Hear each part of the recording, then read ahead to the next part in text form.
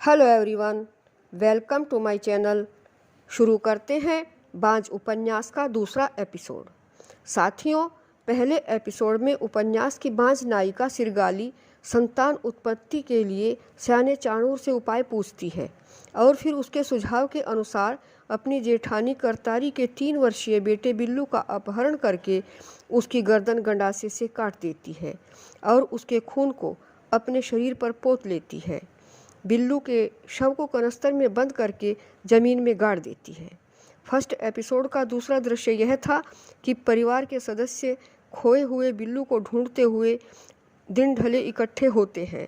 तभी वहाँ स्याना चाणूर आकर उन्हें कहता है कि उसके पास जो शक्तिशाली आत्माएं हैं वे बालक को ढूंढ निकालेंगी, लेकिन शर्त यह है कि कोई भी रात भर घर से बाहर न निकले, यहाँ तक कि खिड़की से भी न झांके।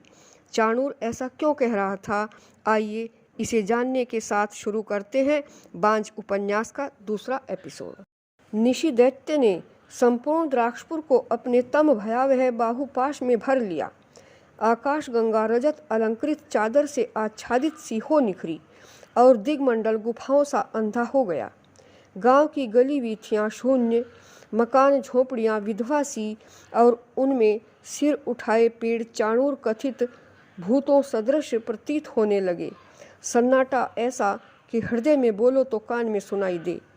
अप्रिय होने की पूर्वाभासित आहट होते हुए भी सिरगाली किसी संशय को बुद्धि में स्थान नहीं देना चाहती थी। आज की यह रात्रि वरदान दात्री है, ऐसा विश्वास उसकी रगों में स्फूर्ति फूंक देता।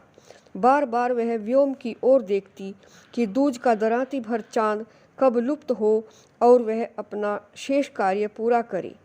आखिर चांद को भी क्यों साक्षी बनाए? चंद्रास्त होते ही तन लिपटे शाल को कटिबंध में धोंसकर वह कोठरी में घुसी। घृत दीप के मध्यम प्रकाश में गड्ढा खोदकर कनस्तर बाहर निकाला तो मांस की तीक्ष्ण दुर्गंध फैलने लगी, जिससे बचने के लिए उसने शाल का पल्लू नाक पर लपेटा और कनस्तर को सिर पर उठाकर पिछवाड़े के द्वार से चली गई। उस द्वार से जो सीधा गांव गोरे के जंगल में खुलता था और जहां से वृक्षों की झुरमुटी में शमशान दिखाई देता था। उधर शमशान भूमि के मध्य आग की लपटें चिता समान उठ रही थीं, जिसके सन्निकट बैठा श्याना काशाय रंगी अग्नि प्रकाश में ग्राम पथिका की ओर बेसब्री से ताक लेता। वास्तव में सिरगाली की बाट जो रहा था वह भोले ग्रामवासियों को अपनी चमत्कारी बातों में बहकाकर आने के बाद चाणूर ने शमशान घाट के बीच 1 गज भर गहरा गड्ढा खोद डाला था। गड्ढा खोदकर जैसे ही कुटिया पर लौटा, उसका भंगेड़ी चेला जस्सू आ पहुंचा। एक हाथ में मुर्गे की टांग लटकाए और दूसरे में ठर्रे की कंट्री लिए। दोनों ने सहर्ष मिलकर मुर्गा काटा, चूल्हा जलाया, मांस पकाया और रोटियां सेकीं। और जब शराब के कटोरे पिए तो भूख, मांस की महक और नशे से उनकी आंखों में वहशी चमक आ गई। फिर सैगाली बतकही के बीच दोनों ने चटकारे ले खाना खाया। चूल्हे की आग धीरे धीरे मंझाकर राख में दुबकती गई और पेड़ों का अंधियारा घना होता गया। गुरु की आज्ञा पाकर चेला नशे की झांझ में बकता डगमगाता हुआ चला गया। कुछ सोचता हुआ चाणूर उठा और खोदे गए गड्ढे के पास लकड़ियां जलाकर आंच तापने लगा। पाला जब अंधकार से एकाकार हो चुका, तब कहीं सिरगाली आई, सिर पर कनस्तर उठाए। देखते ही चाणूर ने अनर्गल मंत्र जाप किया और एक उच्च नाद के साथ कहा, जाओ इस कनस्तर को बराबर वाले गड्ढे में डाल दो। और जैसे ही सिरगाली ने कनस्तर गड्ढे में डाला, सुनाई दिया, अब पास रखा फावड़ा उठाओ और मिट्टी डालकर गड्ढे को पाट दो। सिरगाली ने अविलंब मिट्टी डालना शुरू किया। फावड़े से ऐसा कठोर श्रम पहले कभी नहीं किया था, इसलिए कड़ाके की ठंड में भी मस्तक पसीज गया। सांस फूल गई और स्कंध भुजाओं में पीड़ा होने लगी।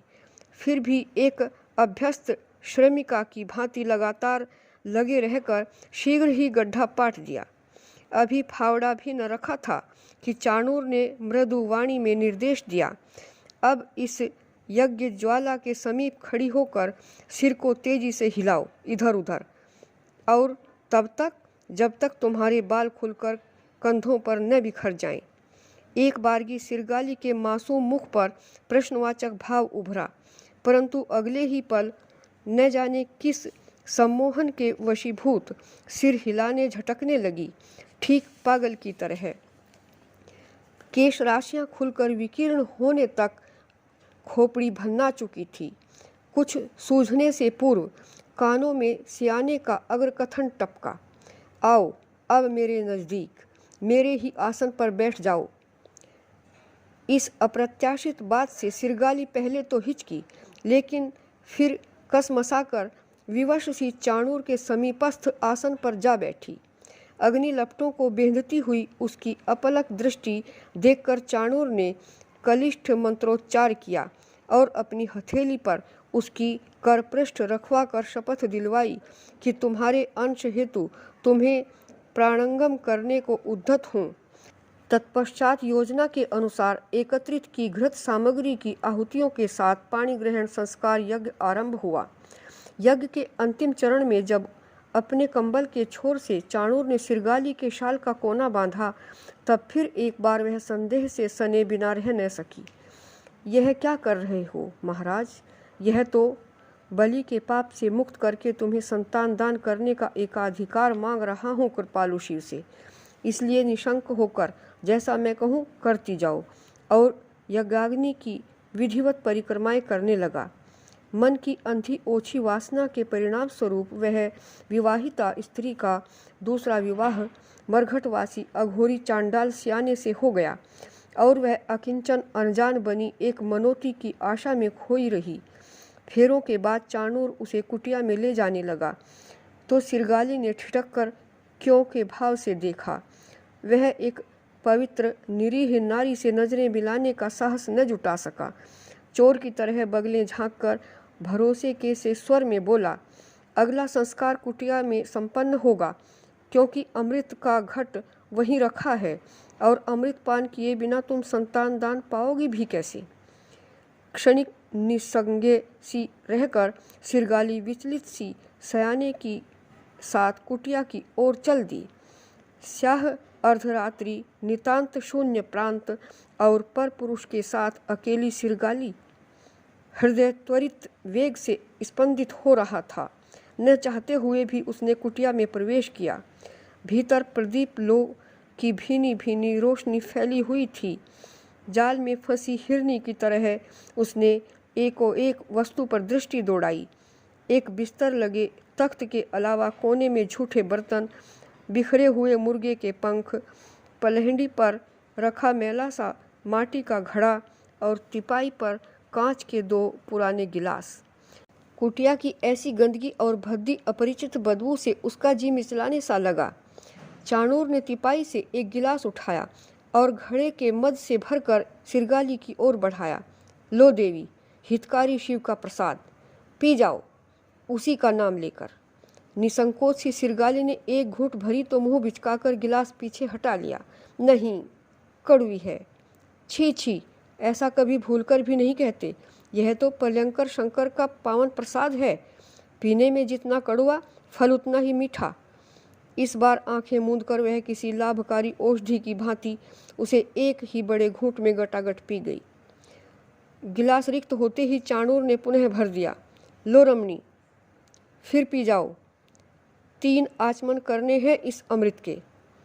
पहला गिलास पीते ही सिरगाली के चेतन मस्तिष्क में इतना शैथिल्य आ गया कि दूसरा गिलास पीने से पहले कुछ भी सोच विचार न कर सकी। तीसरा गिलास भरते हुए चाणूर के काले मोटे होठों पर एक अभद्र मुस्कान खेल गई। अंतिम आचमन है यह। पी जाओ प्यारी, पी जाओ भोलेनाथ का ध्यान करके। यह तीसरा गिलास पीते ही सिरगाली मदोन्माद से उन्मत्त हो गई। भय, भ्रम और चिंता से मुक्ति पा गई। यद्यपि वह होशो हवास में आना चाहती थी, परंतु नशा था कि बेभाव चढ़ता गया और वह झूमने सी लगी। चाणूर ने उसकी बिखरी अलग राशियों को पकड़कर गुलाबी गोल गालों पर झटका तो उसकी देह वल्लरी में एक अपूर्व मादक फुरेरी कौंध गई। बेकाबू होकर वह चाणूर के विशाल वक्ष पर निढाल सी गिर पड़ी। मौका देखकर चाणूर ने भी उसे प्रगाढ़ भुजपाश में भर लिया और कई एक चुंबन ले डाले। प्रत्येक चुंबन ने उसके नशाए रक्त में उबाल और रोम रोम में कामोन्माद की सिहरन पैदा कर दी। संयोगवश तभी कुटिया के खुले द्वार से ठंडी हवा का एक झोंका आया, जिससे पहले शिथिलाए तन में जरा कुछ चेतना सी जागृत हुई। अपनी बहकती दशा का बोध पाकर वह छटपटाई और चाणूर के बाहुबंध से आज़ाद हो गई। ओह, क्या करने जा रही थी यह? गर्त में गिर रही थी। धोखे का शिकार होकर रक्षा कर भगवान, सतीत्व की रक्षा कर। और तत्क्षण द्वार की ओर डगमग बढ़ती हुई हकलाहट से बोली, सौ समझ गई, अब मुझे जाने दो। किंतु कामांध और कपटी चाणूर ने उसे पुनः सीने पर खींच लिया। अब तुम मेरी हो, मेरे दिल की रानी, मेरे आगोश में बितानी होगी आज की रात। छोड़ो, छोड़ो मुझे।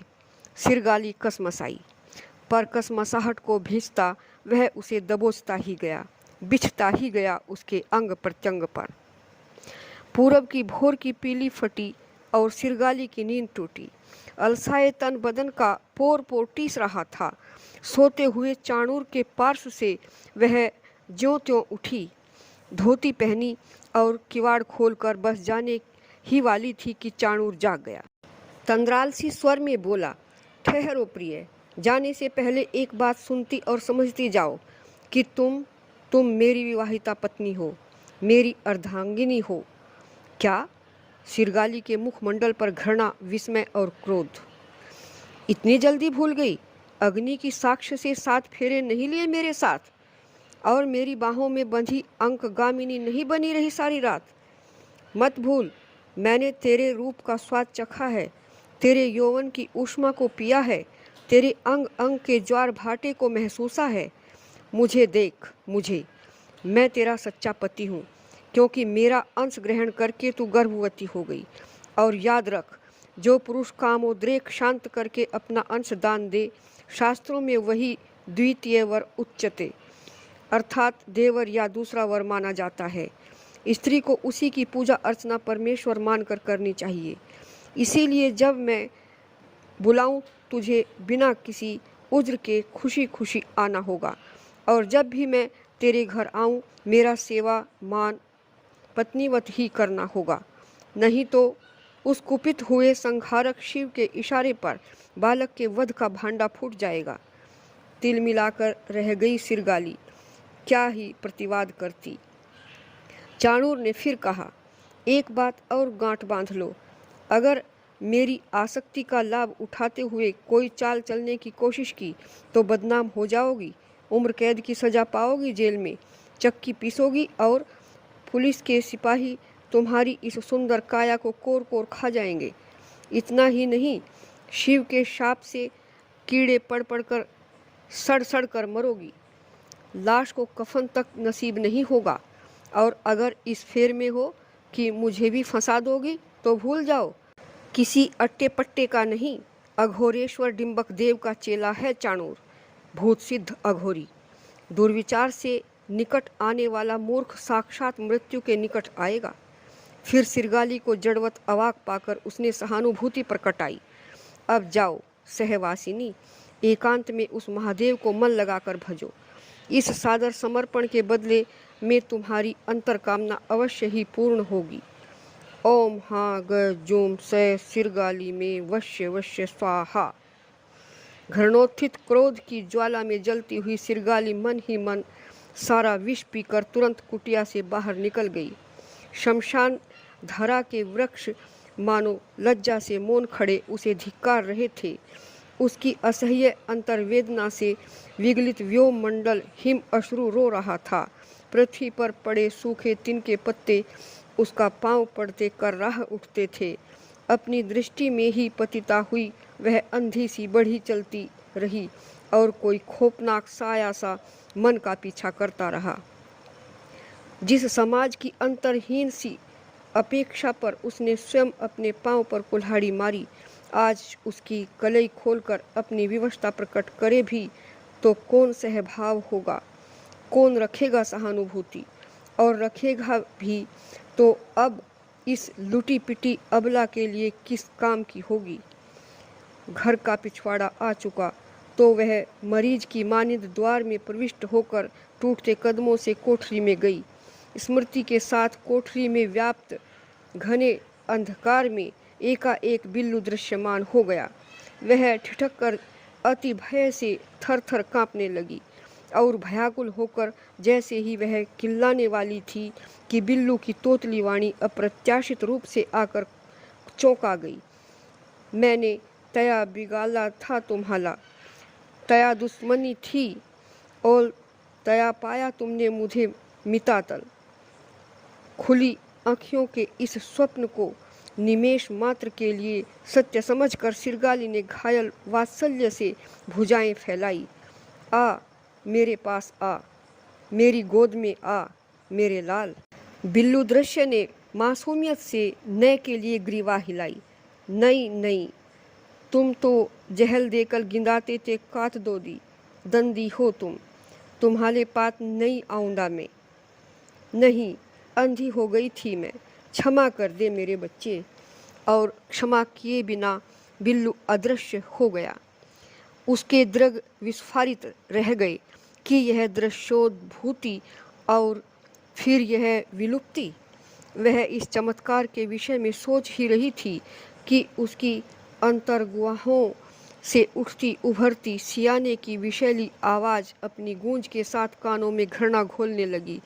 मैं तेरा सच्चा पति हूँ, क्योंकि मेरा अंश ग्रहण करके तू गर्भवती हो गई। और याद रख, जो पुरुष कामोद्रेक शांत करके अपना अंशदान दे, वही दूसरा वर। हे भगवान, व्याकुल होकर उसने कानों को हथेलियों से ढांप लिया। मर्मस्पर्शी संतप्त भावनाओं के ज्वार से पहले तो वह बल चढ़ी रस्सी सी अकड़ी, फिर शिलामूर्ति तुल्य धरती पर धड़ाम से गिरी और जलविहीन मछली के समान मचलती हुई अपने दुर्भाग्य पर विलाप करने लगी। अशांत मन को शांत करने का और उपाय भी क्या था। साथियों, यह एपिसोड हम आज यहीं ख़त्म करते हैं। तीसरे एपिसोड में देखते हैं चाणूर किस प्रकार भोले और अज्ञानी ग्रामवासियों को अपने मिथ्या जाल में फंसाता है। अगर आपको यह वीडियो अच्छी लगी हो तो इसे लाइक कीजिए, कमेंट कीजिए और सब्सक्राइब अवश्य कीजिए। धन्यवाद।